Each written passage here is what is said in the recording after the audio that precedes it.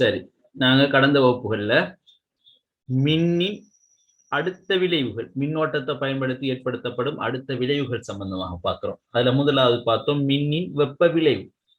அப்படின்னு சொன்னா மின்னோட்டத்தை பயன்படுத்தி வெப்பம் பிறப்பிக்கப்பட்ட சந்தர்ப்பங்கள், மின் சக்தி வெப்ப சக்தியாக மாறுகின்ற சந்தர்ப்பங்கள்.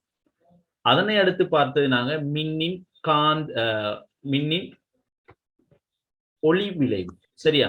மின்னின் ஒளி விளைவு. அதுல பிரதானமாக பார்த்தது தான் நாங்க எல்இடி. சரியா? எல்இடி பார்த்தோம். அப்ப மின்னின் வெப்ப விளைவு, அதனைத் தொடர்ந்து பார்த்தது மின்னின் ஒளி விளைவு, அதனைத் தொடர்ந்து நாங்கள் பார்த்தது மின்னின் காந்த விளைவு. அப்ப மின்னோட்டத்தின் மூலமாக காந்த புலம் ஒன்று உருவாகுவது அல்லது காந்த விளைவு ஒன்று உருவாகுவது தொடர்பாக கடந்த வகுப்புகளில் நாங்க பார்த்தோம்.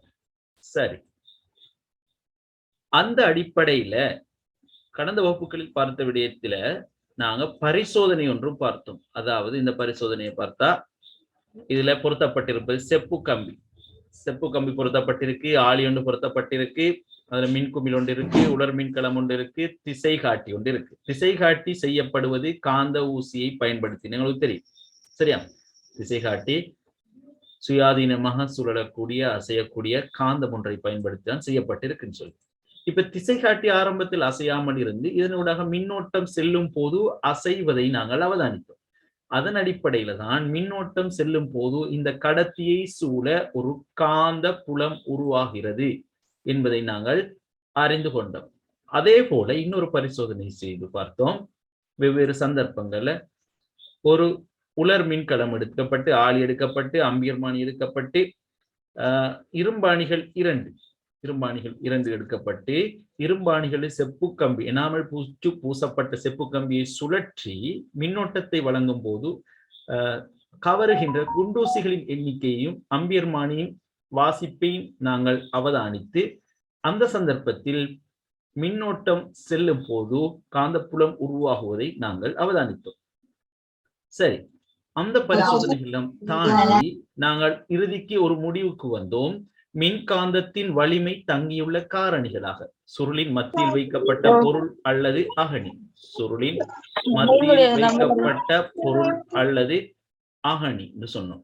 சரியா? அந்த அகணின்னு சொல்றது அந்த ஆணிக்கு தான் நாங்க சொல்றது. சரியா? இந்த பரிசோதனையின் அடிப்படையில அந்த ஆணி. அடுத்த சுருளினூடாக பாயும் மின்னோட்டத்தின் அளவு, இரண்டு மின்கலங்களை பொருத்தும் போது அது கவருகின்ற குண்டூசிகளின் எண்ணிக்கை அதிகரித்தது. அதே போல சுருளில் உள்ள சுற்றுக்களின் எண்ணிக்கை அதிகரித்த போது கவரப்பட்ட குண்டூசிகளின் எண்ணிக்கை அதிகரித்தது. சரி, அடுத்த விஷயம் நாங்க பார்க்கிறது மின்காந்த வலிமை அதிகரிக்கும் சந்தர்ப்பங்களாக. அப்ப சுருளின் மத்தியில் கடத்தி ஒன்றை பயன்படுத்தும் போது மின்காந்த வலிமை அதிகரிக்கும்.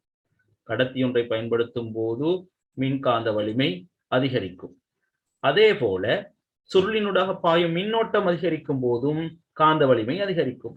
சுருளின் சுற்றுக்களின் எண்ணிக்கை அதிகரிக்கும் போதும் காந்த வலிமை அதிகரிக்கும். இப்ப நாங்க இந்த வகுப்புல பார்க்க வேண்டியது மின்காந்தத்தின் பயன்பாடு. சரி, நாங்க காந்தங்கள் பிரதானமாக இரண்டு வகைப்படும் என்று நாங்க காந்தம் தொடர்பான பாடத்துல படிச்சிருக்கோம். இங்கு தரப்பட்டிருக்கு மின்காந்தத்தின் பயன்பாடுன்னு சொல்லி. சரி, இது இல்லாம வேற என்ன காந்தம் படிச்சோம்? மின்காந்தம் இல்லாம வேற என்ன காந்தம் படிச்சோம்? சட்டகாந்தம், நிலையான காந்தம். சரியா? அப்ப காந்தத்தை நாங்க பிரதானமா ரெண்டா பிரிக்கிறோம்.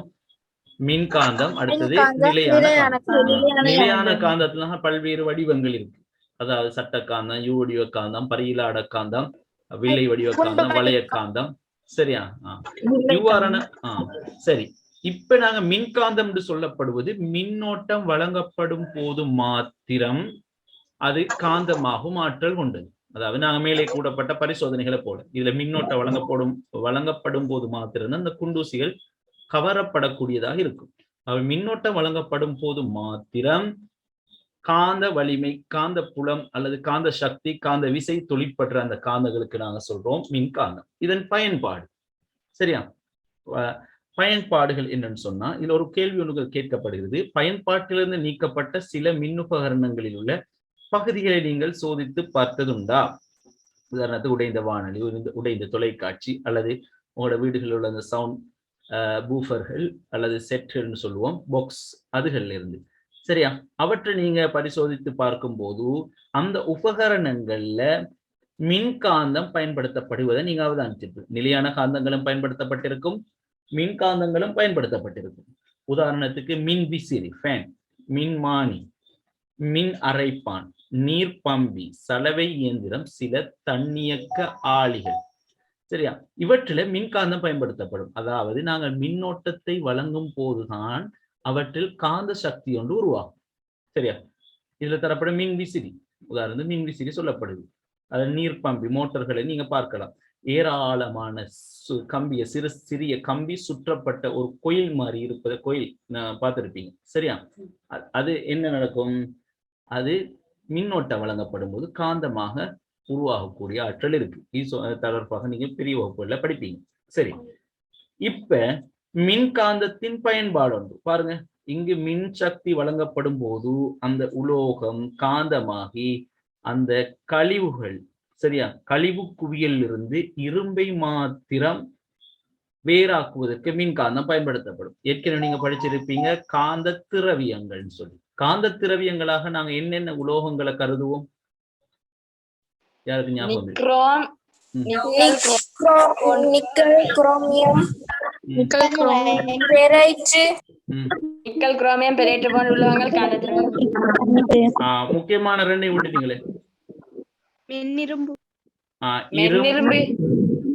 இரும்பு, உருக்கு, நிக்கல், குரோமியம், ஃபெரைட். சரியா? அதன் அடிப்படையில அப்ப நாங்க காந்தம் இதுல காந்தமாக மாறும் போது நான் இப்ப சொல்லப்பட்ட உலோகங்கள் அல்லது கலப்புலோகங்கள் மாத்திரம்தான் கவரக்கூடியதாக இருக்கும். கூடுதலாக பயன்பாட்டுல இரும்பும் உருக்கும் பயன்படுத்தப்படுவதால் இந்த கழிவு குவியல் இருந்து எங்களுக்கு இரும்பை வேறாக்குவதற்கு மின்காந்தம் பயன்படுத்தப்படும். ஏன்னு சொன்னால் இது நிலையான காந்தம் நாங்க பயன்படுத்தினோம்னு சொன்னார். சரியா?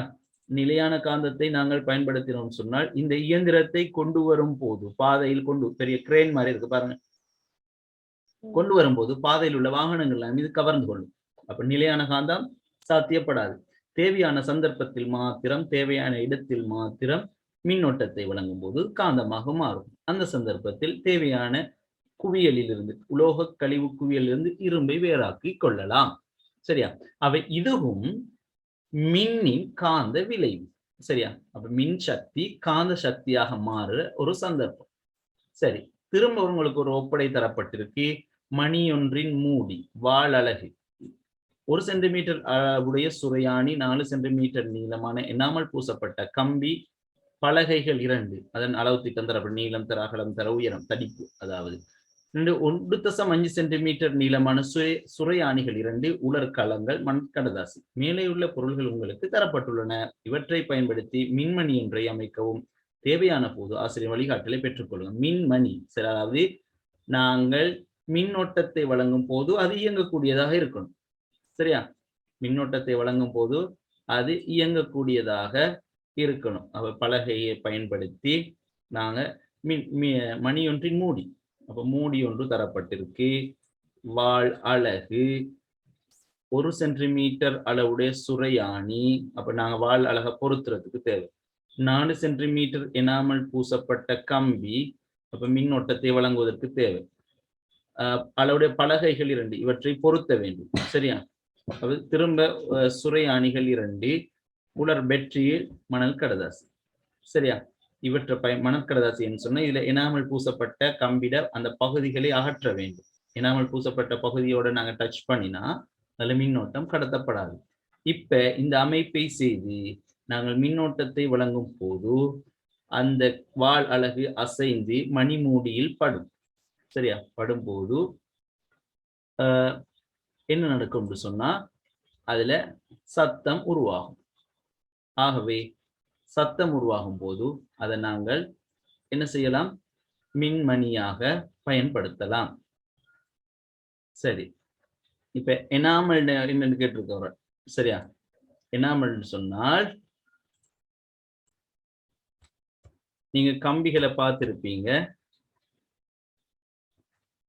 உங்களுக்கு காட்டுறேன். சரியா? அதுவும் ஒரு வகையான பூச்சி பெயிண்ட் மாதிரி உள்ளது ஒன்று. சரியா? பாருங்க, மேலால பூசப்படும் எனாமல், எனாமல் பெயிண்ட் என்று தரப்பட்டது. அதாவது ஒரு வகையான பூச்சு, பூச்சின பெயிண்ட் இந்த பூசப்படுது எனாமல்.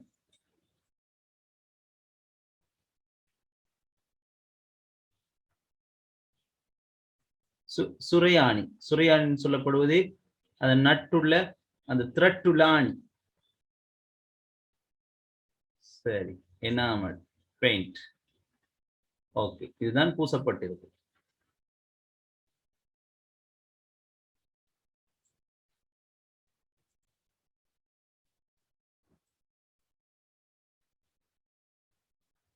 இந்த பாருங்க, இந்த உலோக பகுதிகளில் பூசப்பட்டிருக்கு. இந்த உலோக பகுதிகளில் பூசப்படுது.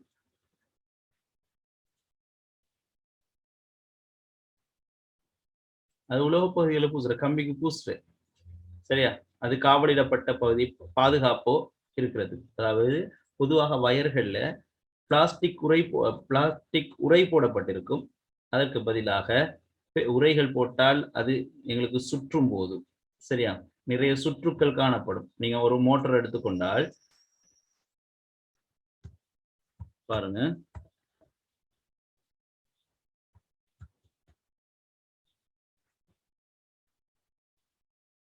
இதுல பாருங்க பிள்ளைகள், இப்ப செப்பு கம்பி, எனாமல் பூசப்பட்ட செப்பு கம்பி பாருங்க, இதுல ஏராளமான சுற்றுக்கள் போடப்பட்டிருக்கு.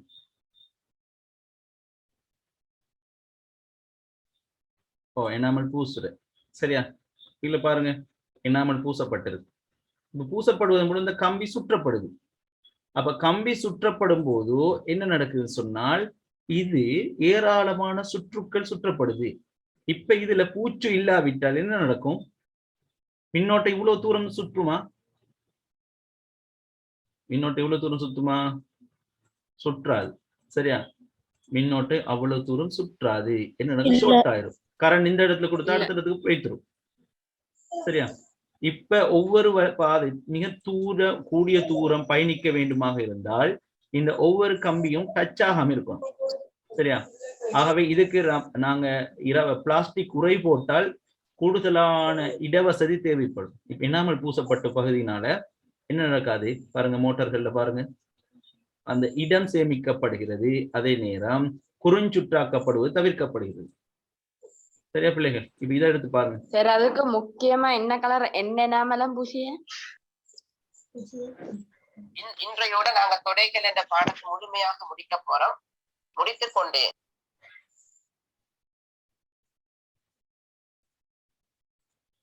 சரி, நீங்க பார்த்திருப்பீங்க எனாமல் பூச்சு பூசப்பட்டது. ஓகே, பொதுவாக செப்பு வடிவத்திலான் பூசப்படும். நாங்க அடுத்த தலைப்புல அது பார்ப்போம். சரி, இப்ப நாங்க இறுதியாக பார்க்க வேண்டிய தலைப்பு மின்னின் இரசாயன விளைவு. இந்த மேலே தரப்பட்டது நாங்க இன்னைக்கு பார்ப்போம். சரி, அந்த ஒப்படை எப்படி செய்யறேன்னு சொல்லி. மின்னின் இரசாயன விளைவு.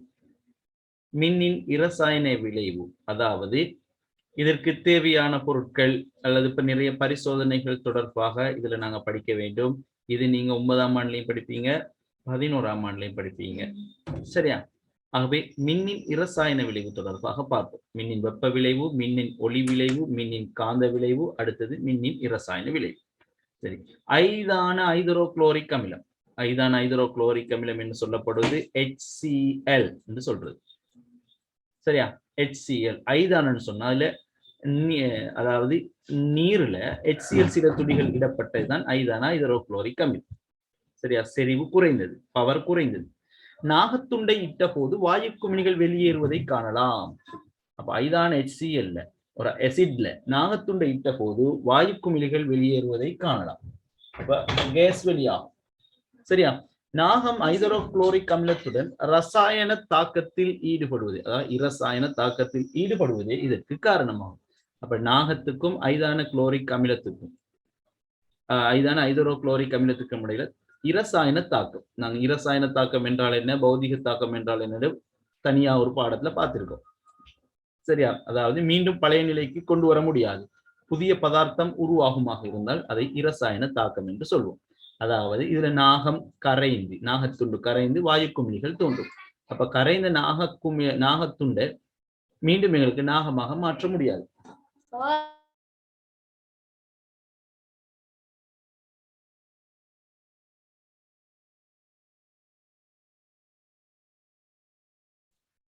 ஐதரோகுளோரிக் அமிலத்தின் சில துளிகளை முகவையில் உள்ள 200 மில்லிலிட்டர் நீரில் இடவும்.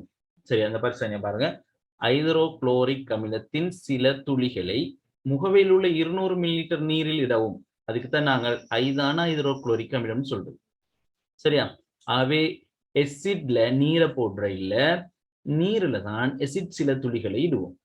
எசிட்ல நீரை போட்டா அது ஆபத்தாக அமையும். சரியா? தீப்பற்ற கூட வாய்ப்பு ஏற்படும். ஆகவே நீர்ல தான் சில துளிகள் நாங்கள் அமிலத்தை இடுவோம்.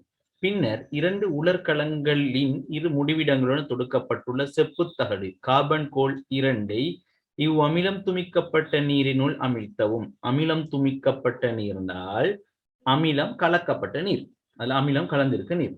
இதன் போது தகடுகளுக்கு அருகில் வாயு குமிழிகள் வெளியேறுவதை காணலாம். இதன் போது தகடுகளுக்கு அருகில், தகடுன்னு சொன்னால் நாங்கள் 2 தகடு பார்த்தோம். ஒன்று செப்புத்தகடு, தொடுக்கப்பட்டுள்ள செப்புத்தகடு அல்லது கார்பன் கோல். அப்ப செப்புத்தகடையும் பயன்படுத்தலாம், கார்பன் கோலையும் பயன்படுத்தலாம். சரியா? இதன் போது தகடுகளுக்கு அருகில் வாயு குமிழிகள் வெளியேறுவதை காணலாம். இங்கு மின் சக்தி இரசாயன சக்தியாக மாற்றப்பட்டுள்ளது. இந்த தோற்றப்பாட்டை தான் மின் சக்தியின் இரசாயன விளைவுன்னு சொல்றது. மின்னை கொடுக்கும் போது அங்கு இரசாயன பதார்த்தங்கள், இரசாயன விளைவு தோன்றுமாக இருந்தால் அதை நாங்கள், இந்த பரிசோதனை தான் பார்த்தோம், அதை நாங்கள் மின்னின் இரசாயன விளைவு என்று சொல்வோம். பாருங்க, 250 மில்லிலிட்டர் முகவை, 2 உலர்களங்கள், பயன்படுத்தப்பட்ட மின்கலங்களிலிருந்து பெறப்பட்ட உலோக மூடியுடனான 2 கார்பன் கோல்கள். அதாவது பழைய பெட்ரியிலிருந்து எடுத்த கார்பன் கோல். நீங்க பார்த்திருப்பீங்க, பெட்ரிகளோட நடுப்பகுதியில நீங்க பெட்ரியை வெட்டி அல்லது உடைத்து பார்த்தீங்கன்னு சொன்னால் நடுவுல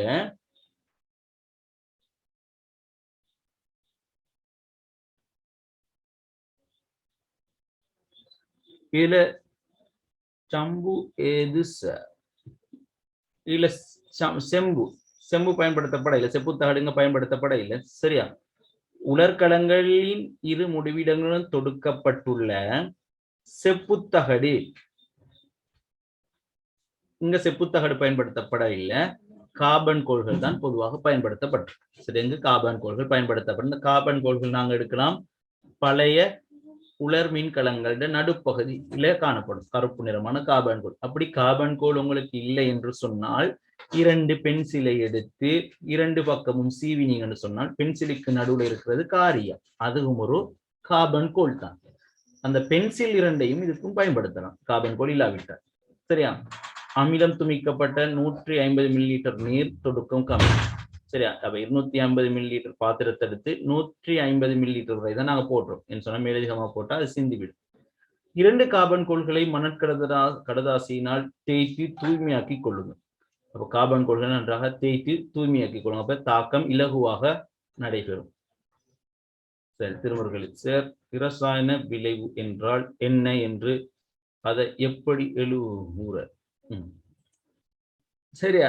நான் சொன்ன இரசாயன விளைவு என்றால் எப்படி எழுதுறேன்னு கேட்டிருக்கிறேன். சரி, இப்ப நான் சொன்னோம் மேல அழகான வரைவிலக்கம் இரசாயன விளைவு.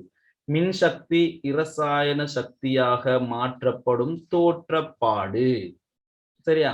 மின் சக்தி இரசாயன சக்தியாக மாற்றப்படும் தோற்றப்பாடு மின் சக்தியின் இரசாயன விளைவு என அழைக்கப்படும்.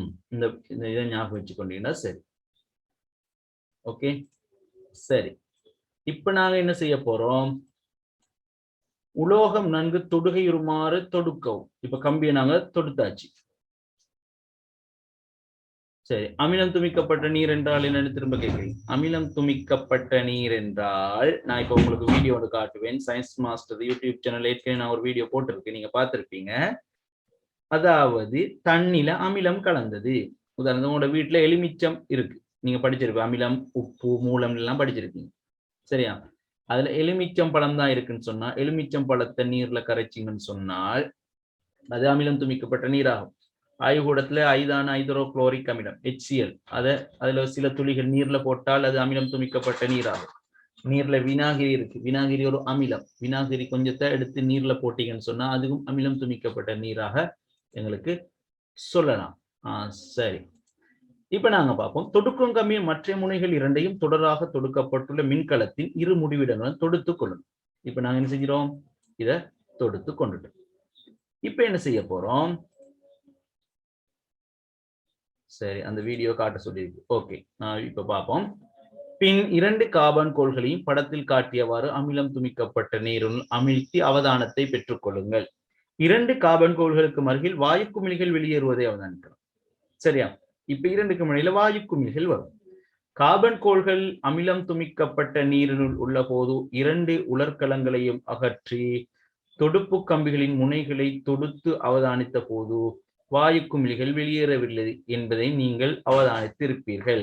அதாவது பேட்டரி இல்லாம சும்மா வெறும் கம்பியை மட்டும் கனெக்ட் பண்ணினா, சரியா? பேட்டரி இல்லாமல் பேட்டரி எடுத்துட்டு சும்மா வயர் ரெண்டையும் கனெக்ட் பண்ணினா இவ்வாறான வாயு குமிழிகள் வெளியேறுவதை எங்களுக்கு அவதானிக்க முடியாது. அவ்வாறான நிலைமைக்கு தான் நாங்க கட்டுப்பாட்டு பரிசோதனை சொல்லுவோம். இது உண்மையிலேயே இந்த பேட்டரியால உலர் மின்கலத்தால மின்னோட்டம் செல்வதன் மூலமாகத்தான் இந்த விளைவு ஏற்பட்டதா என்று பரிசோதிக்கிறதுக்கு நாங்க என்ன செய்யலாம், மின்னோட்டம் இந்த திசையில போகும், சரியா? இந்த பேட்டரி ரெண்டையும் எடுத்துட்டு நாங்க திரும்ப இந்த வயர் ரெண்டையும் ஜாயின் பண்ணி பார்த்தோம் சொன்னால் இந்த கார்பன் கோள்களை சுற்றி வாயு குமிழிகள் வெளியேறாது. சரியா? வாயு குமிழிகள் வெளியேறாது. ஆகவே மின்கலம் பொருத்தப்பட்ட பிறகுதான் வாயு குமிழிகள் வெளியேறும். ஆகவே இதன் மூலம் மின்னோட்டம் வழங்கப்படுவதன் மூலமாகத்தான் அங்கு இரசாயன மாற்றம் நிகழுகின்றது என்ற முடிவுக்கு எங்களுக்கு வரையும். சரியா?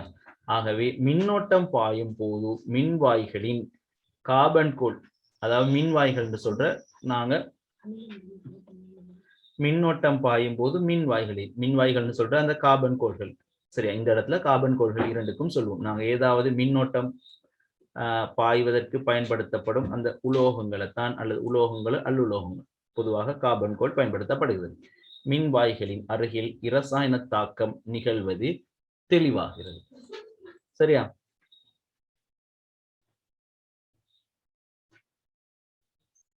சரி, இப்ப நாங்க அந்த வீடியோ பார்த்துட்டு இந்த விளக்கத்தை திரும்ப பெற்றுக்கொள்வோம்.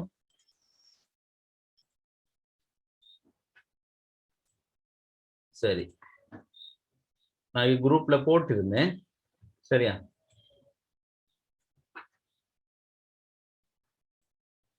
நீங்க சயின்ஸ் மாஸ்டர் இதுல பார்க்கலாம். சரியா? இது 9ஆம் ஆண்டு அம்னா பேகம் செஞ்சு அனுப்பினது, வீட்டுல செஞ்சு அனுப்பினது, அது குரூப்ல போடப்பட்டிருக்கு. நாங்க இப்ப அதை பார்ப்போம்.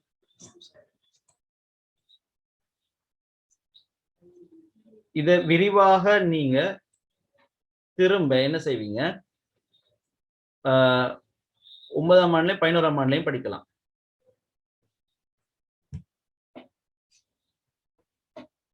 பாருங்க, அமிலம் துமிக்கப்பட்ட நீருக்கு இங்க எலுமிச்சம்பழத்தை பயன்படுத்தி இருக்கு. நீர் மின் தேவையான பொருட்களை பாருங்க. இப்ப இதுல எலுமிச்சம்பழத்தை நாங்க புளிஞ்சு விட்டுறோம். அப்ப என்ன நடக்குது, அது அமிலம் துமிக்கப்பட்ட நீராக மாறுது.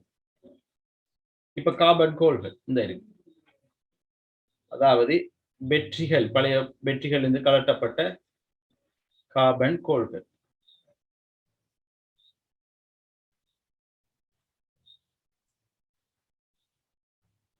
நீங்க சவுண்ட் எல்லாம் போட்டு பார்க்கலாம். நேரடியாக நான் குரூப்ல போட்டு இருக்கிறேன் லிங்கை.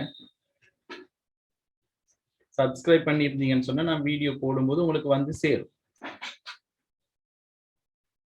பாருங்க, இது கார்பன் கோள். இப்ப கார்பன் கோள்கள் அவதானிங்க, வாயு குமிழிகள் தோன்றும், மின்னோட்டம் வழங்கப்படுது.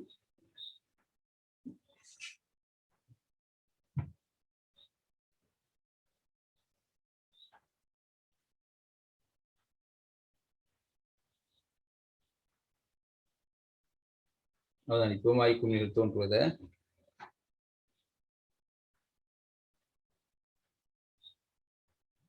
அந்த பனிமூட்டம் போன்ற வெள்ளை வெள்ளையாக காணப்படுது. சரி, இதுல இந்த வாய்க்குமிழ் சொல்றது இப்ப கிளியரா விளங்குது. அந்த வாய்க்குமிழிகள்னு சொல்வது அதாவது அவதானம் என்னன்னு சொன்னா கார்பன் கோள்களின் அருகில் வாய்க்குமிழிகள் வெளியேறுதல். சரியா, உங்களுக்கும் செய்யலாம். ஓகே, இதே மாதிரி இந்த புத்தகத்துல அமைப்பையும் பார்த்து இந்த வீடியோவையும் பார்த்து உங்களுக்கும் செய்யலாம். அப்ப நீங்களும் செய்ய பார்க்கும்போது இந்த கார்பன் கோள்களுக்கு அருகில் கார்பன் கோள்கள் இல்லாட்டி நீங்க பென்சில் தடித்த பென்சில் ஒன்ற சீவி அந்த கூரை எடுத்தும் இதற்கு பயன்படுத்தலாம். சரியா, அதன் மூலமும் உங்களுக்கு விளைவை கண்டுகொள்ள முடியும். இந்த பாருங்க, வெள்ளை வெள்ளைய வாய்க்குமிழிகள் தோன்றியிருக்கு.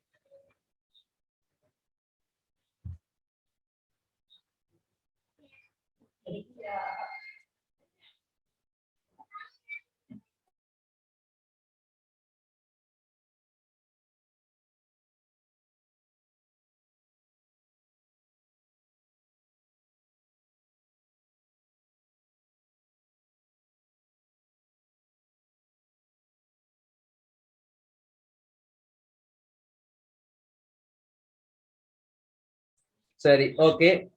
இப்ப நீங்க அவதானிச்சிருப்பீங்க இந்த பரிசோதனையில கார்பன் கோள்களை சூழ வாயு குமிழிகள் வெளியேறுவது. சரி, அது என்ன வாயு, எப்படி வருதுன்ற விடயங்களை நீங்க அடுத்த வகுப்புகள்ல பார்ப்பீங்க.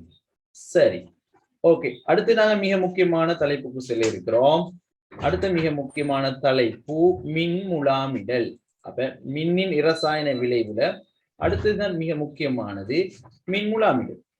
மின் முலாமிடல் நீங்க தங்கம் பூசுறது, செம்பு பூசுறது எல்லாம் பார்த்திருப்பீங்க. நகைக்கடைகளுக்கு முன்னால் செல்லும் போது நீங்க பார்த்திருப்பீங்க, ஒருவர் ஒரு மேசையை வைத்துக்கொண்டு அதுல சில கண்ணாடி போத்தல்களை வைத்துக்கொண்டு பிரஷ் எல்லாம் வைத்துக்கொண்டு சில வேலைகள் செய்து கொண்டிருப்பார். சரியா, சில வேலைகள் செய்து கொண்டிருப்பார். அவர் என்ன செய்யறான்னு சொன்னார், எங்கட அதாவது பழைய நகைகளுக்கு மீண்டும் தங்கம் அல்லது செப்பு பூசி பளபளப்பாக்கி தருவார். அந்த வேலைதான் மின் முலாமிடுதல் நான் சொல்றது. சரியா, ஆகவே மின்னின் இரசாயன விளைவை பயன்படுத்தி உலோகத்தாலான பொருளின் மீது வேறு உலோகங்களை படலிடல் மின் முலாமிடுதல் எனப்படும்.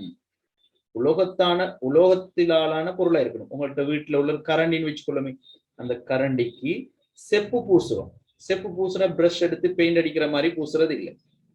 சரியா, அதை நாங்க இப்ப செஞ்சபடி மின்னோட்டத்தை பயன்படுத்தி பூசுறது. அப்ப எங்களால் அவற்றை எடுக்க முடியாது. இப்ப நகைகளுக்கு வெள்ளி நகை ஒன்றுக்கு செப்பு பூசுறது. சரியா, அவ்வாறான செயற்பாடுகளுக்குத்தான் நாங்கள் சொல்றது மின் முலாமிடுதல். உதாரணத்துக்கு இப்ப பார்க்கலாம், உங்களுக்கு தரப்பட்டிருக்கு ஆபரணங்களுக்கு வெள்ளி அல்லது பொன் முலாமிடுதல். அதுவும் நாங்க இப்ப பார்ப்போம். ஆபரணங்களுக்கு வெள்ளி அல்லது பொன் முலாமிடுதல். இரும்பாலான பொருள்கள் துருப்பிடிப்பதை தவிர்ப்பதற்கு கல்வனைசு, அதாவது இரும்பின் மீது நாகம் பூசுதல். அதாவது வெள்ளி நிறத்துல காணும். உதாரணம் தகரம், உங்களோட வீட்டில் உள்ள தகரம், கிணற்றுக்கு பயன்படுத்துகின்ற வாளிகள், வேலிகளுக்கு பயன்படுத்துகின்ற கம்பிகள், இவற்றில் எல்லாம் அவை இரும்பு, ஆனால் அவற்றில் நாகப்பூச்சி பூசப்பட்டிருக்கும். அதை எடுத்து பிரஷ் எடுத்து பூசுறது கிடையாது, மின்னோட்டத்தை பயன்படுத்தி தான் அது பூசுறது. அந்த செயற்பாட்டுக்கு, இரும்புல நாகம் பூசுற செயற்பாட்டுக்கு தான் கல்வனைசு படுத்தல்னு சொல்றது.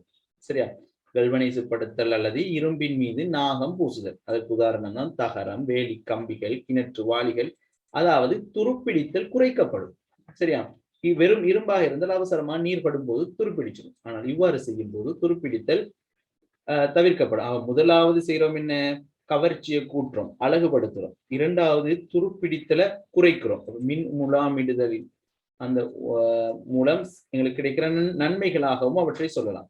மீண்டும் தரப்பட்டிருக்கு இரும்பினால் செய்யப்பட்ட கரண்டி, முள்ளுக்கரண்டி, கத்தி, குளியலறை உபகரணங்கள். அப்ப பாத்ரூம் டெப்பெல்லாம் நீங்க பார்க்கலாம். இப்ப உலோகத்திலான டெப்புகள் வருகிறது, கேபிள் வருகிறது. அதுகெல்லாம் என்ன செய்யப்பட்டிருக்கும், கல்வனைசுப்படுத்தப்பட்டிருக்கும். போன்றவை துருப்பிடிப்பதை தவிர்ப்பதற்கும் பெருமதிமிக்க தோற்றத்தை தருவதற்கும். துருப்பிடிப்பதை தடுத்தல், அடுத்தது பெருமதிமிக்க கவர்ச்சியான தோற்றத்தை தருவதற்கும் குரோமியம், நிக்கல் போன்ற உலோகங்களினால் முலாமிடப்படுகிறது. அப்ப நிக்கல் பூசுறதெல்லாம் நீங்க பார்த்திருப்பீங்க. சரி, இந்த செயற்பாட்டுல பாருங்க, ஒரு கரண்டிக்கு செப்புத்தகடு பயன்படுத்தி இந்த உலோக கரண்டிக்கு செப்புத்தகடு பூச போறாங்க.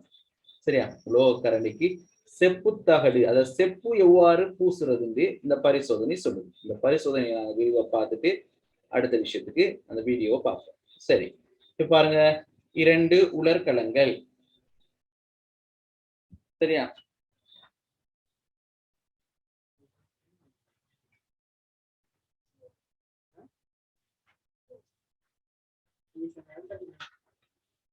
சரி பாருங்க, 2 உலர் மின்கலங்கள், செப்பு தகடு, கரண்டி. இங்க பயன்படுத்தப்படுவது செப்பு சல்பேட்டு கரைசல். சரியா?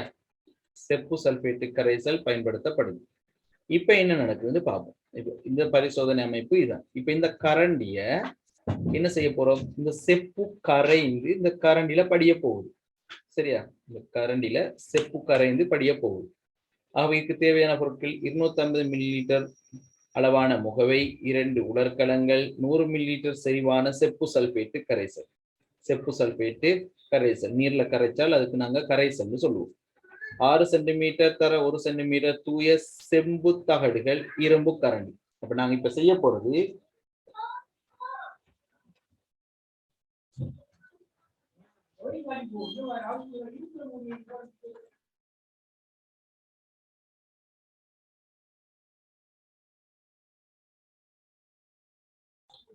சரி, இப்ப நாங்க என்ன செய்ய போறோம்? இரும்பு கரண்டிக்கு செப்பு பூச போறோம், அல்லது செம்பு, ரெண்டும் ஒன்றுதான். இப்ப செப்பு சல்பேட்டு கரைசலை இடுங்கள். செப்பு சல்பேட்டு கரைசலை எடுத்தாச்சு. செப்பு தகட்டுடன் இரும்பு கரண்டியுடனும் நன்றாக தொடுகையுறும் வண்ணம் தொடுக்கும் கம்பிகளின் 2 சுயாதீன முனைகளையும் உலர் மின்கலத்தின் 2 முனைகளுடன் தொடுக்கவும். சரியா? அப்ப கரண்டியுடனும் செப்பு தகட்டுடன் நன்றாக தொடுகையுறுமாறு தொடுத்த பிறகு அவற்றை உலர் மின்கலங்கள் 2னுடன் நாங்கள் தொடுக்க வேண்டும். சரியா?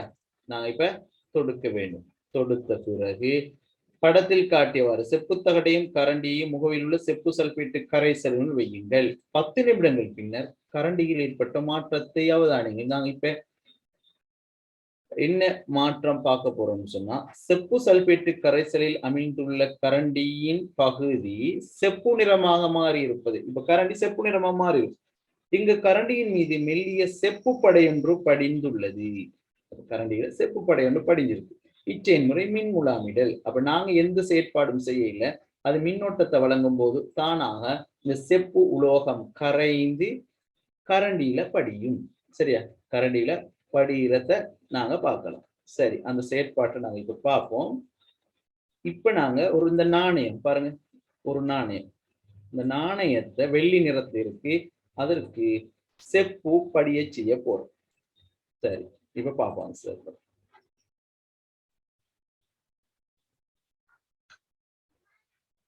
நீங்க வீட்டிலையும் இது செய்யலாம். சரியா? வீட்டுல செஞ்ச ஒரு வீடியோ தான் இது. செய்முறையை நன்றாக பார்த்துக் கொள்ளுங்க. செஞ்சு அனுப்பினா திரும்ப உங்களையும் யூடியூப்ல போடலாம். சரி,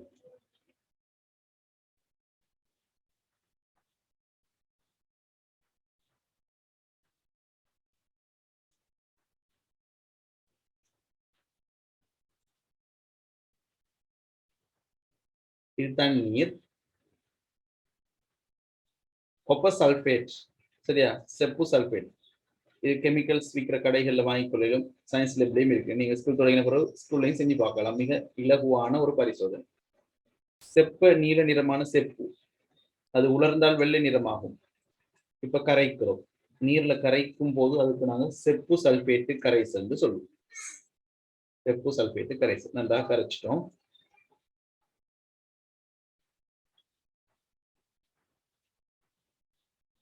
இப்ப செய்ய போற வேலையை பாருங்க. இந்த நாணயம் அதுல தூசுகள் மேற்பரப்படி இருக்கும் என்பதனால நன்றாக கழுவி வயரோட டச் ஆக்குறோம். அப்ப அதுக்கு மின்னோட்டம் செல்ல வேண்டும். கம்பியில டச் ஆகினாதான் அதுக்கு கரண்ட் போகும். மறுமுனையில என்ன செய்யறோம்? செப்பு கம்பி ஒன்று எடுக்கிறோம். மறுமுனையில செப்பு கம்பி ஒன்றை வயரோட ஃபிட் பண்றோம்.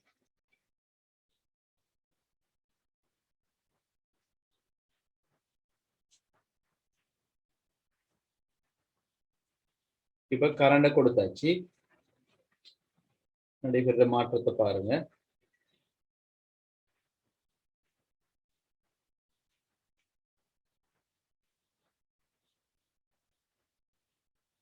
ஆரம்பத்தில் இருந்த நாணயத்தின் நிறத்தையும் இப்ப இறுதியில் இருக்க போற நாணயத்தின் நிறத்தையும் பாருங்க.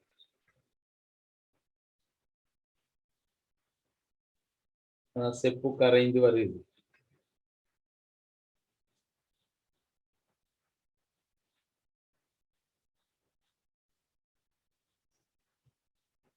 இங்க பாருங்க நாணயத்தின் நிறத்தை.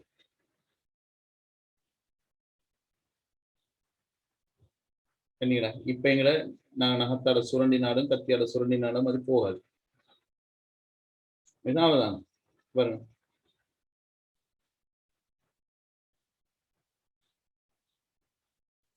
இந்த கத்தி ஒன்று நாங்க போட்டாலும் கத்தி ஒன்று போட்டு பார்ப்போம். இந்த செப்பு தகடு இல்லாததுக்கு இவரு என்ன செஞ்சிருக்காங்க, செப்பு கம்பி, எங்க வீடுகளில் இருக்கும் கம்பி, வயரிங் கம்பியை பயன்படுத்திருக்காரு. இந்த செப்பு தகடம் பாருங்க, கத்தியில செப்பு படிஞ்சிட்டு. நீங்க ரெண்டு பேட்டரி செப்பு தகடு இல்லாது செப்பு சல்பேட் மட்டும் தான் நீங்க தேடிக்கொள்ளணும். பாருங்க, செப்பு தகடுக்கு பயன்படுத்தினது இந்த வயரிங் கம்பி.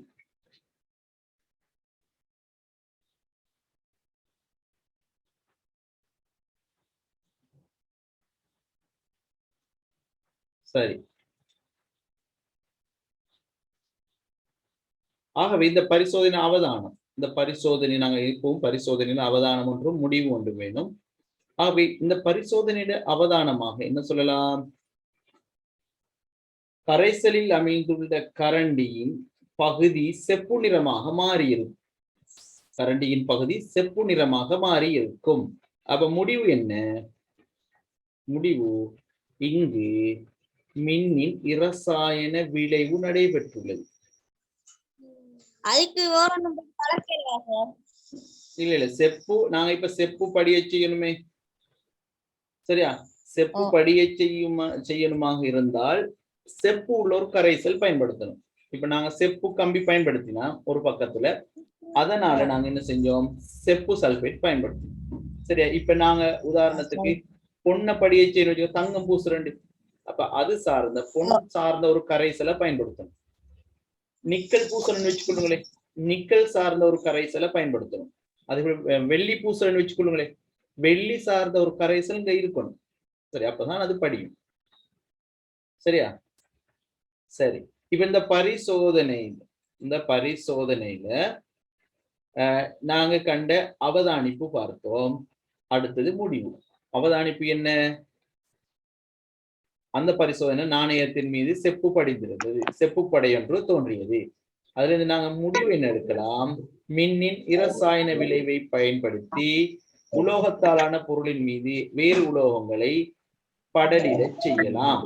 சரியா? மின்னின் இரசாயன விளைவை பயன்படுத்தி வேறு பொருட்கள் மீது உலோக படலிட செய்யலாம். சரி, திரும்ப இன்னொருக்க பார்ப்போம், இன்னொரு வீடியோ. சரி, பாருங்க, நீங்க வீட்டுல இலகுவாக செய்ய வேண்டிய செய்யலாம். செப்பு சல்பேட் மட்டும்தான்.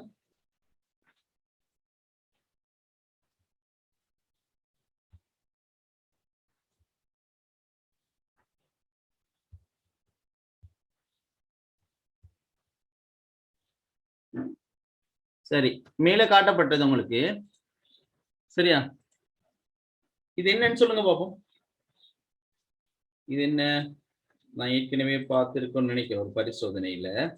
அதாவது செப்பு சல்பேட், செப்பு சல்பேட்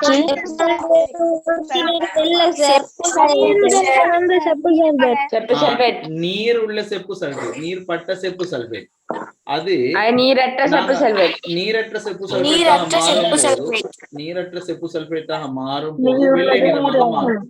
சரியா? வெள்ளை நிறமாக மாறும். உலர்ந்தது வெள்ளை நிறமாக மாறும். உலர்ந்தது வெள்ளை நிறமாக மாறும். சரி, இப்ப நாங்க பார்க்க போறோம் இரும்பாணி, இங்கால பக்கத்துல கார்பன் கோல்.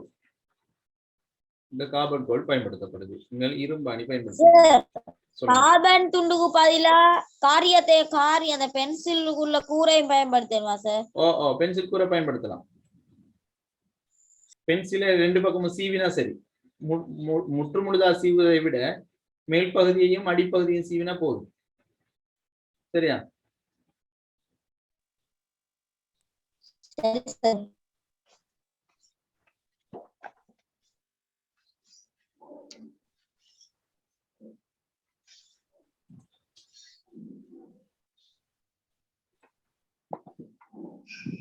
இந்த வாய்க்குமிழிகள் வெளியேறுவதை நீங்க பாருங்க.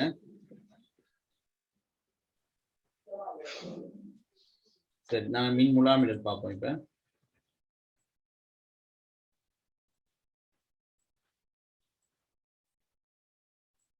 இதுதான் அந்த வடிவம்.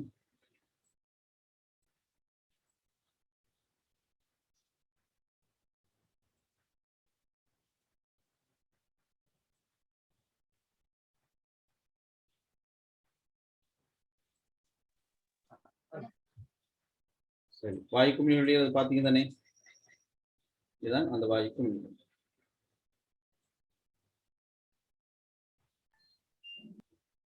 சரி, ஆரம்பத்தில் நாங்க பார்த்தோம் ரெண்டு பகுதியாலும் வாய்க்குமிழிகள் வெளியேறியது. ஒன்று ஐதரசன் வாயு, அடுத்தது ஒட்சிசன் வாயு. நாங்க 9ஆம் ஆண்டு விரிவாக படிப்போம். சரி, ஆகவே மின்னின் வெப்ப விளைவு, ஒளி விளைவு, காந்த விளைவு, அடுத்தது இரசாயன விளைவு நாங்க பார்த்துக்கோம். சரியா? இப்ப இதுல ஏதாவது சந்தேகம் எதுவும் சொல்லுங்க பார்ப்போம். இந்த செப்பு தகடு. இப்ப இன்னொரு விஷயம் நீங்க கவனிங்க பிள்ளைகள். இன்னொரு விஷயம், இப்ப நாங்க கரண்டில தானே மின்முலாமிட போறோம்.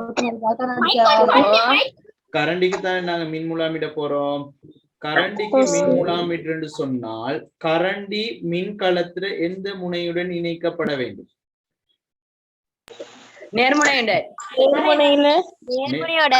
நேர்முனையோட இணைக்கப்பட்டிருக்கு கரண்டி. மறைமுனையுடன். அப்ப நாங்க எதுக்கு முலாமிட போறோமோ அது மறைமுனையுடன் இணைக்கப்பட வேண்டும். எதை நாங்க முலாமிட போறோமோ, உதாரணத்துக்கு செப்ப நாங்க முலாமிட போறோம்னு சொன்னால் செப்பு நேர்முனையுடன் தொடுக்கப்பட வேண்டும். அதை ஞாபகம் வச்சுக்கொள்ளும். அப்ப உங்களுக்கு படங்கள் தந்து கேட்கலாம். அப்ப இந்த படத்துல மறைமுனையுடன் கரண்டி இணைக்கப்பட வேண்டும் என்று சொன்னா கரண்டிக்கு தான் நாங்க செப்பு பூச போறோம். நேர்முனையுடன் செப்பு தகடு இணைக்கப்பட வேண்டும். இப்ப நீங்க நகை கடைகளுக்கு முன்னால் செல்லும் போது அங்க நடைபெற செயற்பாட்டை நீங்க ஏன் பண்ணால் பார்த்து விட்டு வரலாம். சரியா? ஆனால் அது சற்று கொஞ்சம் வித்தியாசமா இருக்கும். சரியா? அவ செப்பு கரைசல் வச்சிருப்பாங்க, தங்கம் பூசுறதுக்கு அது சார்ந்த ஒரு கரைசலை வச்சிருப்பாங்க. சரியா? அவை மின்னின்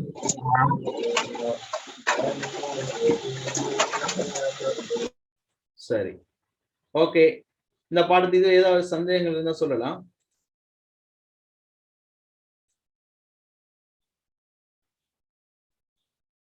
சரி, இப்ப நாங்க இறுதியான பகுதி பொழிப்பு. அதாவது நாங்க இந்த பாடத்துல படிச்ச விடயங்கள்ல சாராம்சம். இப்ப நீங்க ஒரு பாடத்தை படிச்சு குயிக்காத மீட்டர்னு சொன்னா, சரி, நோ டவுட் தான். சரி, குயிக்காத மீட்டர்னு சொன்னா என்ன செய்யலாம்? பொழிப்பு வாசிங்கன்னா சரி. சரி, ஒரு கேட்காது ஐதரசன் வாயுவான். சரி, இரண்டு பக்கமும் வாயு குமிழ்கள் வெளியேறும். ஒரு பக்கத்தில் வெளியேறுவது ஐதரசன் வாயு, அடுத்த பக்கத்தில் வாரது ஒட்சிசன் வாயு. செப்பு ரத்துக்கு செப்பு கம்பி யூஸ் பண்ண ஏழுமா? ரத்துக்கு பதிலாக செப்பு கம்பி, அது கிளியரா விளங்க இல்ல. சரி, நான் இந்த வீடியோவில் குரூப்ல போடுறேன். சரி, ஒரு ஆள் கேட்டிருந்தேன் என்ன வாயு, அதுல வெளியாடுற வாயு என்னன்னு சொல்லி கேட்டிருந்தீங்க. அதுல ஒரு பக்கத்துல வார வாயு ஐதரசன் வாயு, அடுத்த பக்கத்துல வாரது ஒட்சிசன் வாயு. சரியா? ஐதரசனும் ஒட்சிசனும். சரி, நான் பொழிப்பு பார்த்துட்டு இப்ப கேள்விகளுக்கு செல்ல போறோம்.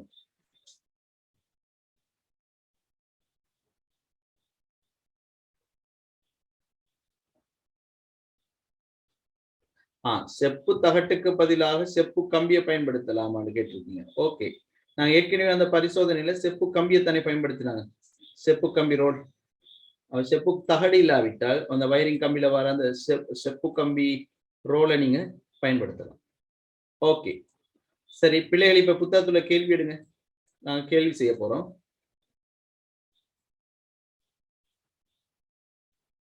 கேள்வி செய்ய போறோம்.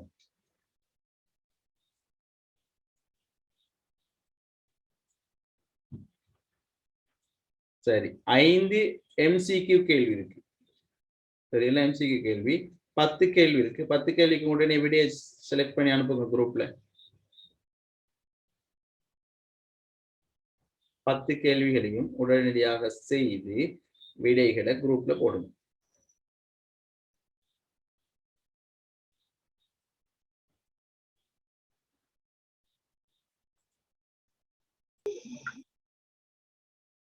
அதாவது ஒப்படை 10.5 மணி மின்மணி ஒன்றை எப்படி நாங்க செய்யறேன்னு சொல்லி தேவையான பொருட்கள் மணியொன்றின் மூடி, வால் அலகு, 1 சென்டிமீட்டர் அளவுடைய சுரையாணி, 4 சென்டிமீட்டர் நீளமான எண்ணாமல் பூசப்பட்ட கம்பி, அளவுடைய பலகைகள் 2, நீளமான சுரையாணிகள் 2, உலர்கலங்கள், மணற்கடதாஸ். சரி, இதை அடிப்படையாக கொண்ட ஒரு மின்மணி ஒன்று நாங்க இப்ப பார்ப்போம்.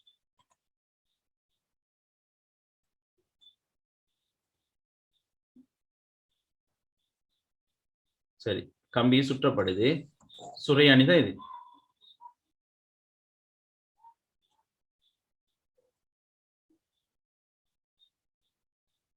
சரி, போட்டுறோம். அந்த எனாமல் பூச்சை நீக்கிறோம். பாருங்க, எனாமல் பூச்சி நீக்கப்படுது.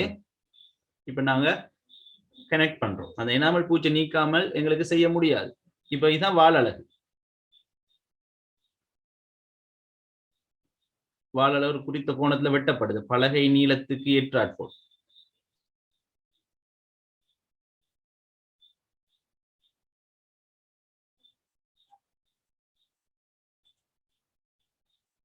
சரி, பூட்டப்படுது.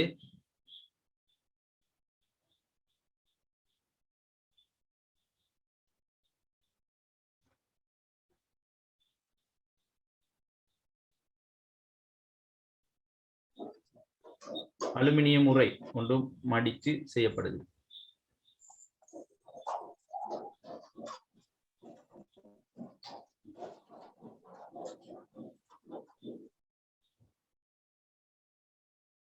இப்ப அந்த அமைப்பு வால் அலகுடன் பொருத்தப்படுது. செலோடேப் பயன்படுத்தப்பட்டு வால் அலகுடன் பொருத்தப்படுது. இப்ப நாங்க பலகையுடன் அதை பொருத்த போறோம். 2 பலகை பயன்படுத்தப்பட்டு சொல்லியிருந்த இந்த கீழே ஒரு பலகை, மேல ஒரு பலகை துண்டு. அதாவது 2 பலகை துண்டுகள் தேவை எங்களுக்கு. பலகை துண்டுகளோட அமைவிடத்தை நாங்க குறிக்கணும். குளூகன் பயன்படுத்தி அது ஒட்டப்படுது.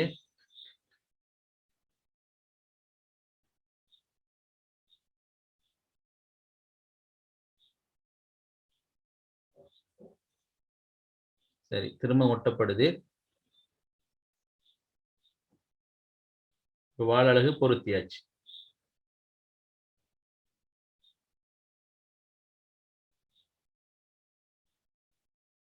இப்ப சுரையாணி பயன்படுத்துறோம்.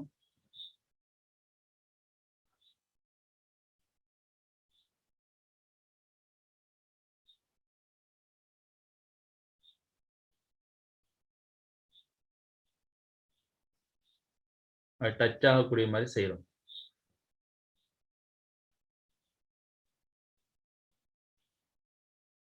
இப்ப மின்மணி ஒன்ற, அதாவது மணி ஒன்ற மூடி, வெறும் மூடி மட்டும் இருந்தால் போதும்.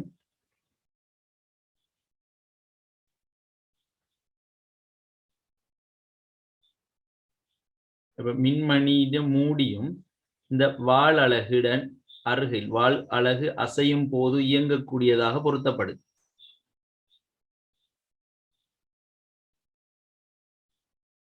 இப்ப எனாமல் பூச்சி நீக்கப்பட்ட அந்த செப்பு கம்பிக்கு நாங்க என்ன செய்யறோம், திடமாக அது இணையுமாறு ஒட்டுறோம்.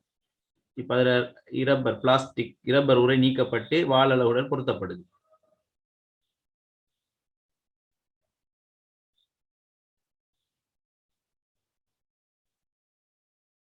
அப்ப 2 முனைகளுக்கு வயர் இணைச்சிட்டோம். தொடுப்பை நாங்கள் வழங்கியாச்சு.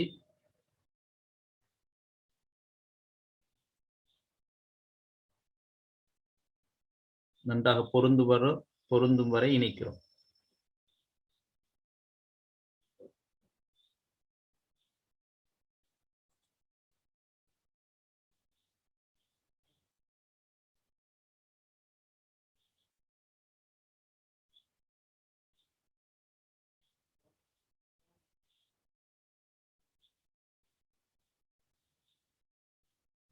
இதைவிட வேகமாகவும் இலகுவாகவும் செய்யக்கூடிய முறைகளும் இருக்கு. இது ஒரு முறை. இப்ப நீங்க இந்த வீடியோ பார்த்துட்டு வேற டெக்னிக்ஸ் உங்களுக்கும் படரும், அதன் அடிப்படையில் நீங்க செய்யலாம்.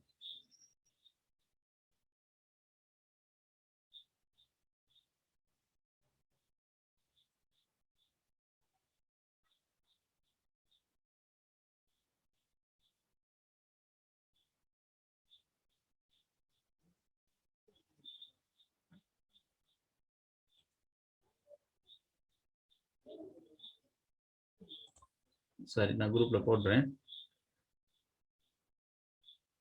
ப்ளூகன் பயன்படுத்தப்பட்டு அதுவும் ஒட்டப்படுது.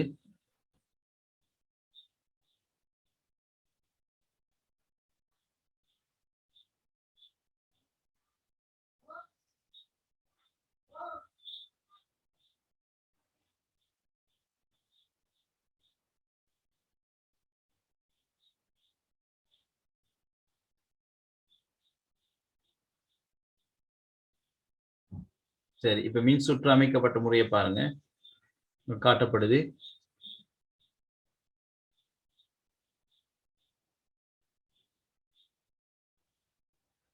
இப்ப கரண்டை வழங்கும் போது என்ன நடக்குது பாருங்க, இந்த வால் அலகு அசையுது. மின்னோட்டத்தை வழங்கும் போது அந்த வால் அலகு அசையுது. அசைவதன் மூலம் என்ன செய்யலாம், எங்களுக்கு மின்மணியை உருவாக்கி கொள்ளலாம். அப்ப மின் சுற்று இந்த வயரெல்லாம் எப்படி போகுதுன்னு திரும்ப நான் இன்னொரு வீடியோ குரூப்ல போட்டு விட்டேன், அதை பார்த்து நீங்க அறிஞ்சு கொள்ளுங்க. சரி, ஓகே. அதுதான் ஒப்படை 10.5. சரி, இப்ப நாங்க கேள்விகளை டிஸ்கஸ் பண்ணிட்டு கிளாஸ்ல நிறைவுக்கு வருவோம். நீங்க அனுப்பின கேள்விகளுக்கான விடைகளை பார்த்து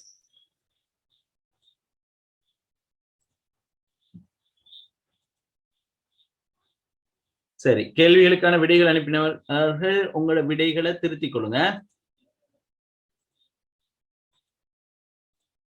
சரி,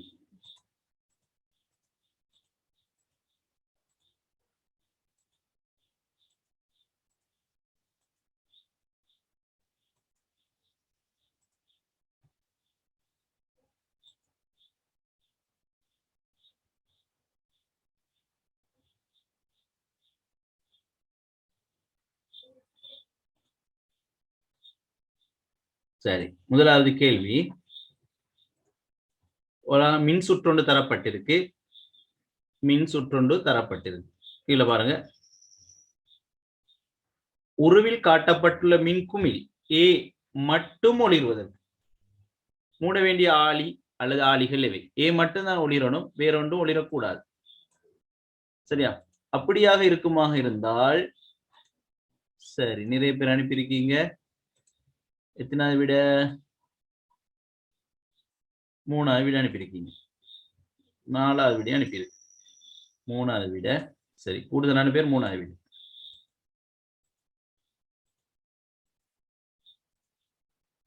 சரி, 3வது விடை நாங்க பார்ப்போம் எது சரியாக வரும். இதுல எது மட்டும் ஒளிரணும்? ஏ மட்டும் ஒளிரணும். மின்குமிழ் ஏ மட்டும் ஒளிர வேண்டும். இப்ப நாங்க ஆளிய மூடுறோம் அப்படின்னா சுவிட்ச் ஆன் பண்றோம். அப்ப மின்னோட்டம் இந்த திசை வழியாக சென்று உருவில் காட்டப்படும் ஏ மட்டும் ஒளிர வேண்டுமாக இருந்தால் இதனூடாக மின்னோட்டம் செல்லக்கூடாது. அப்படித்தானே? இந்த K2 சுவிட்சை நாங்க போடக்கூடாது. சரியா? K2 சுவிட்சை நாங்க போடக்கூடாது. அப்ப K2 சுவிட்சை நாங்க போட இல்லாட்டி மின்னோட்டம் ஏ மட்டும் ஒளிர்வதற்கு K3 சுவிட்சை நாங்க போடணும். K3. அப்ப K3 நாங்க போட்டால் K3 போட்டால் ஏனூடாக மின்னோட்டம் செல்லும். K2 போடவிட்டால் இது B-நூடாக மின்னோட்டம் செல்லாது. ஆகவே ஏ மட்டும் ஒளிர்வதற்கு நாங்க போட வேண்டிய சுவிட்ச்கள் எது போடணும்? K1 கட்டாயமா போடணும். அடுத்தது K3 போடணும். K1 K3 3வது விட. சரியா? K2 வந்தால் அந்த இடத்துல B2 ஒளிர்ந்துடும். K1 இல்லாம வேற என்ன சுவிட்சை போட்டாலும் சரி வராது. K1 கட்டாயமாக போடப்பட வேண்டும். அதே நேரம் ஏ மட்டும் ஒளிரச் செய்வதாக இருந்தால் K3 போடப்பட வேண்டும். நாங்க K3 K2 ரெண்ட போட்டுட்டு K1 போட இல்லாட்டி K1 சுவிட்ச் ஆளியை ஒன் பண்ண இல்லாட்டி ஒளிராது. ஆகவே முதலாவதுக்கு மூணாவது விட. சந்தேகம் இருந்தா கேட்டுக்கொள்ளணும். சரி, இது உங்களுக்கு 10ஆம் ஆண்டுலயும் வரும் இதே மாதிரி கேள்விகள்.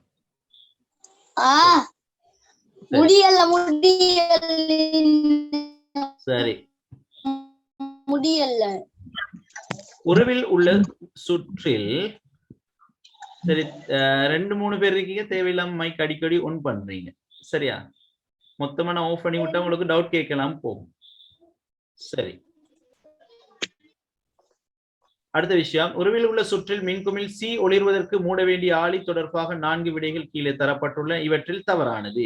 அப்ப மின்குமிழ் சி ஒளிர்வதற்கு நாங்க என்ன செய்யணும் பாப்போம். 4 விடைகள், இவற்றில் தவறான கூற்று, பிழையான கூற்று. எல்லா ஆளிகளையும் போட்டா சி ஒளிருமா? ஒளிராது. ஒளிராதா? எல்லா சுவிட்சும் போட்டோம், சி ஒளிருமா ஒளிராதா? ஒளிரும். சி ஒளிரும். இதனோட மின்னோட்டம் செல்லும். அப்ப முதலாவது விட சரியானது, ஆனால் கேட்கப்பட்டிருக்கு தவறானது. இரண்டாவது பார்ப்போம். K1 K3 இந்த K1 போட்டுட்டோம். சரியா? K1 போட்டாச்சு. அடுத்து K3 போட்டுட்டோம். K3 போட்டால் சி ஒளிருமா? சி ஒளிரும். என்ன சொன்னா மின்னோட்டம் இவங்களை வந்து இப்படி வந்து சேர்ந்துடும். அப்ப இதுவும் சரி, இதுவும் சரி. K1 K2 போட்டால் இதனோட மின்னோட்டம் வந்து இங்கால வந்து இப்படி சென்றும், இப்படி வந்து. அப்ப அந்த சந்தர்ப்பத்திலையும் சி ஒளிரும். அப்ப மூன்றாவது விடையும் சரி. K1 மட்டும் போட்டா, இந்த சுவிட்சை மட்டும் போட்டால் மின்னோட்டம் வந்து இதனூடாக செல்லவும் மாட்டு, இதனூடாக செல்லவும் மாட்டு. அவை தவறான பதில் நான்காவது, K1 மட்டும். சரியா?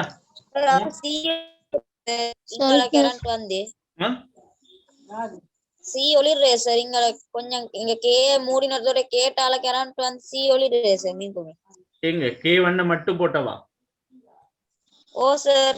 இப்ப K1 மட்டும் போட்டு இப்ப நீங்க வீட்டுல இப்படி செய்றீங்க, பேட்டரி ஒன்று எடுத்து வயர் ஒன்று எடுத்து இப்படி அரவாசியில வைக்கிறீங்க, இங்காலையும் அரவாசி வயரை வைக்கிறீங்க, நடுவுல இடைவெளி, கரண்ட் போகுமா?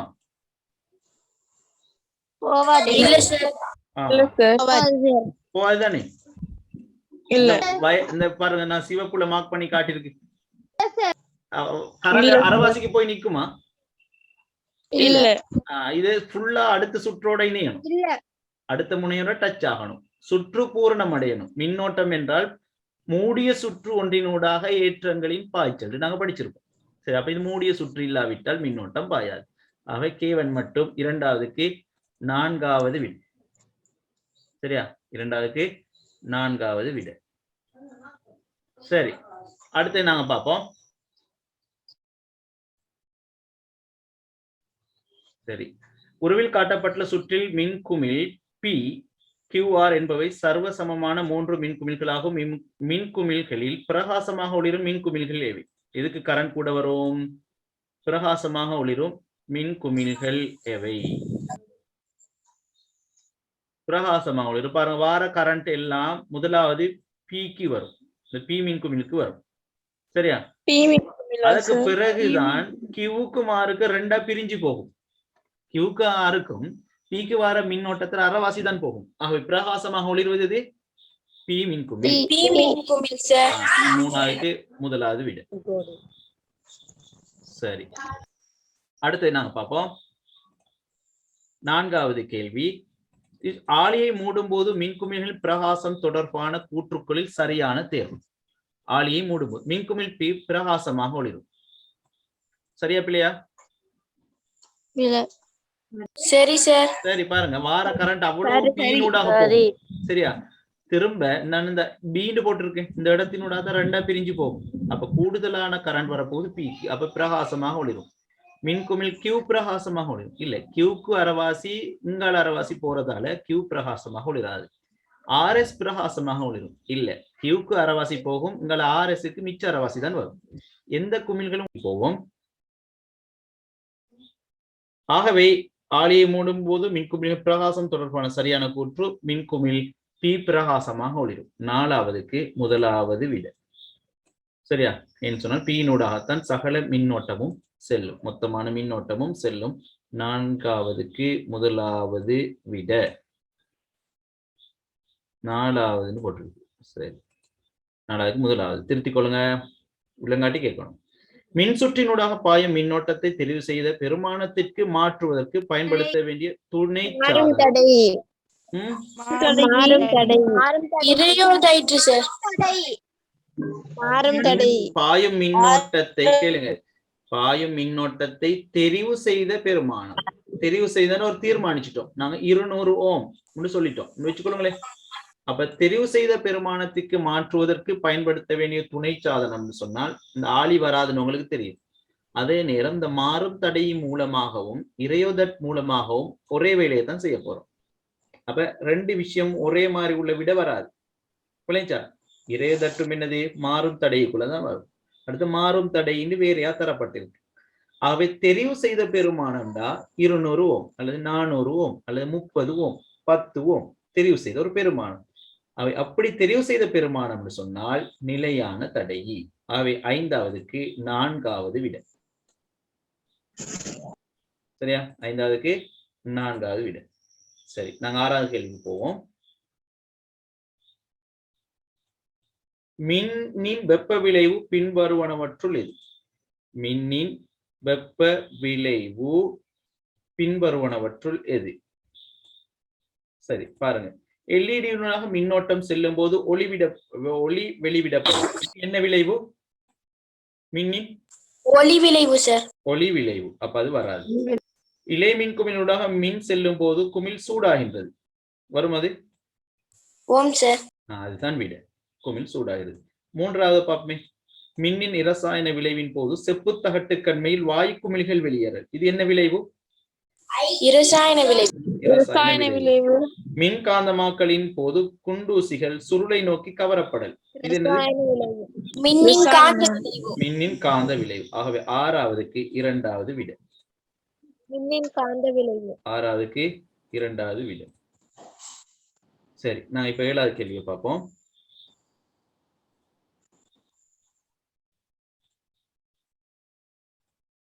தோற்றப்பாடுகள் சில தரப்பட்டுள்ளன. மேலே தரப்பட்டவற்றுள் மின்னின் விளைவாக அமையாதது. எல்இடியினூடாக மின் செல்லும் போது ஒளி வெளிவிடப்படும். இது என்ன விளைவு? ஒளி விளைவு. ஒளி விளைவு. செம்புச்சுருளினூடாக மின் பாயும் போது குண்டூசிகள் கவரப்படும். இது என்ன விளைவு? காந்த விளைவு. சுற்றில் உள்ள எல்டிஆர் மீது ஒளி விழும் போது மின்னோட்டம் பாயும். ஏதாவது கொண்டு வருமா இது?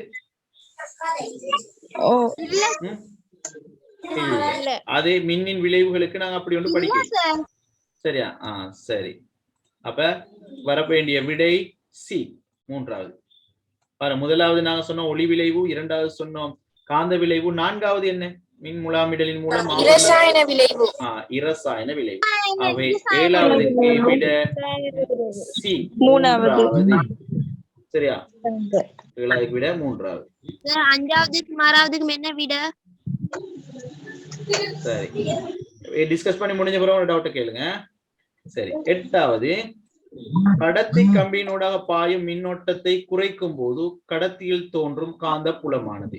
கம்பியில் பாயும் மின்னோட்டத்தை குறைக்கும் போது சரியா காந்த புலமானது வலிமை குறைந்ததாகும்.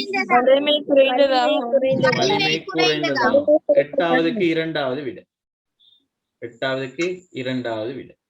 சரி, 9வது. கடத்தி சுருளினூடாக மின்னோட்டம் பாயும் போது மின்னோட்டம் தோன்றும் காந்த புலத்தின் வலிமை தங்கியுள்ள காரணிகள் யாவை? என்னென்ன? அதனூடாக பாயும் மின்னோட்டத்தின் அளவு, சுருள்களின் எண்ணிக்கை, சுருளின் மத்தியில் உள்ள கடத்தி அல்லது அகன் என்று சொன்னோம். மின்னோட்டம் பாயும் திசை. இதுல எது வராதுன்னு சொல்லுங்க பாப்போம். எது வராது விட? மின்னோட்டம் பாயும் திசை. திசையை நாங்க கருத்தில் கொள்றே இல்லை. அப்ப ABC 3 நாங்க படிச்ச பாயிண்ட்ஸ்ல உள்ளது. சரியா? பாயும் மின்னோட்டத்தின் அளவு, சுருள்களின் எண்ணிக்கை, சுருளின் மத்தியில் உள்ள கடத்தி, இந்த 3 விடையும் வரும். ஆகவே ABC யாவும். சரியா? டி வராது. டி வர விடை எதுவும் வராது. அப்ப 9வதுக்கு 4வது விடை. சரியா? 9வதுக்கு 4வது விடை. சரி, 10வது.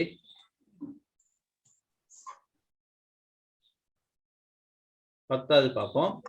பின்வரும் எந்த மின்சாதனத்தின் மின்காந்தம் பயன்படுத்தப்படாது? கரண்ட் வரும்போது காந்த சக்தி உருவாகாது.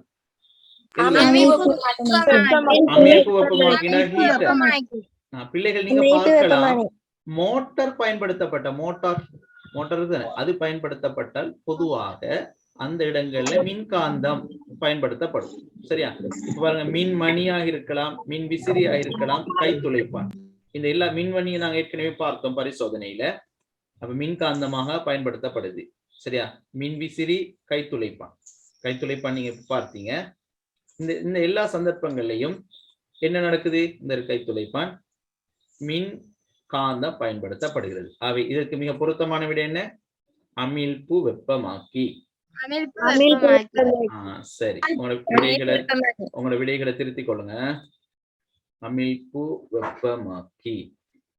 சரி, ஆகவே பார்ட் 2 கேள்விகளை நீங்க அடுத்த கிளாஸ் வரும்போது செய்து கொண்டு வரணும். சரி சார், ஃபர்ஸ்ட்ல இருந்து கொஞ்சம் வீடியோ சொல்றீங்களா? சரி, நீங்க குறிக்கலையா? எத்தனாவது இல்ல குறிக்க? சார், கவரேஜ் போயிட்டு வருது. சரி, ஓகே, விடைகளை சொல்றேன், குறிச்சு கொள்ளுங்க. திரும்ப பார்ப்போம். முதலாவதுக்கு ஏ மட்டும் ஒளிர வேண்டுமாக இருந்தால் மூட வேண்டிய ஆளி. ஏ மட்டும் ஒளிர வேண்டுமாக இருந்தால் மூட வேண்டிய ஆளி K1 K3. மூன்றாவது சரியா? K1 K3 மூன்றாவது விடை. இரண்டாவது, ஒரு மின்குமிழ் சி ஒளிர்வதற்கு மூட வேண்டிய ஆளி தொடர்பாக தவறானது. K1 மட்டும். நான்காவது விடை தவறானது. K1 மட்டும் மூடினால் சி ஒளிராது. இரண்டாவதுக்கு நான்காவது விடை. சரி, மூன்றாவது கேள்வி, இக்குமிழ் பிரகாசமாக ஒளிரும் மின்குமிழ். பிரகாசமாக ஒளிர போது பி என்று சொன்னா அதனோடாகத்தான் சகல மின்னோட்டமும் பாயும். அவை மூன்றாவதுக்கு முதலாவது விடை. விடைகளை செக் பண்ணிக்கொள்ளுங்க. நான்காவது, பிரகாசம் தொடர்பான கூற்றுக்களில் சரியானது. இப்ப நாங்க சுவிட்சை போட்டால் சகல மின்னோட்டமும் மொத்தமாக முதல் பிஐ வந்த பிறகுதான் அடுத்த மின்குமிழ்களுக்கு செல்லும். ஆகவே மின்குமிழ் பி பிரகாசமாக ஒளிரும். முதலாவது விடை. ஐந்தாவது, பாயும் மின்னோட்டத்தை தெரிவு செய்த பெருமானம் என்றால் நாங்கள் ஒரு பெருமானத்தை தெரிவு செய்ய 5 ஓம் 10 ஓம் 100 ஓம் 200 ஓம் தெரிவு செய்தால் அது நிலையான தடையி என்று சொன்னால் 2, 3 மாறக்கூடிய பெருமானத்தை உடையது. ஆளி இங்க மாற்ற பயன்படாது. அவை ஐந்தாவதுக்கு நான்காவது. ஆறாவது, மின்னின் வெப்ப விளைவு. முதலாவது ஒளி விளைவு, இரண்டாவது தான் வெப்ப விளைவு. ஆறாவதுக்கு இரண்டாவது. மூன்றாவது இரசாயன விளைவு, நான்காவது காந்த விளைவு. அவை ஆறாவதுக்கு இரண்டாவது விடை. தோற்றப்பாடுகள் சில தரப்பட்டுள்ளன. மின்னின் விளைவாக அமையாதது சி, மூன்றாவது விடை. முதலாவது ஒளி விளைவு, இரண்டாவது காந்த விளைவு, டி இரசாயன விளைவு. அவை ஏபிடி மின்னின் விளைவு, ஆனால் சி மின்னின் விளைவு கிடையாது. சரி, எட்டாவது, மின்னோட்டத்தை குறைக்கும் போது கடத்தியில் தோன்றும் காந்த புலம் வலிமை குறைந்ததாகும். எட்டாவதுக்கு இரண்டாவது விடை. ஒன்பதாவது, மின்னோட்டம் பாயும் போது தோன்றும் காந்த புலத்தின் வலிமை தங்கியுள்ள காரணிகள். மின்னோட்டம் பாயும் திசை வராது, மற்ற மூன்றும் வரும். ஆகவே ஏபிசி யாவும் நான்காவது விடை. ஒன்பதாவதுக்கு நான்காவது விடை. பின்வரும் எந்த மின்சாதனத்தில் மின்காந்தம் பயன்படுத்தப்படாது? அமிழ்ப்பு வெப்பமாக்கி, ஹீட்டர். நீங்க நன்றாக பார்க்கலாம், அது எந்த இடத்துலையும் காந்தம் ஒன்ற மின்காந்த அமைப்பு ஒன்று அதிலே இல்லை. 10ஆவதுக்கு மூன்றாவது. சரியா பிள்ளைகள், திருத்தி கொண்டீங்களா? சரி, ஓகே. நாங்க கட்டுரை வினாக்களை அடுத்த கிளாஸ் வரும்போது செய்து கொண்டு வரணும். சரியா? அவை நாங்க அடுத்த கிளாஸ்ல சந்திப்போம். இத்தோட கிளாஸை நிறைவு செய்து கொள்கிறேன். அஸ்ஸலாமு அலைக்கும் வரஹ்மத்துல்லாஹி வபரகாத்துஹு.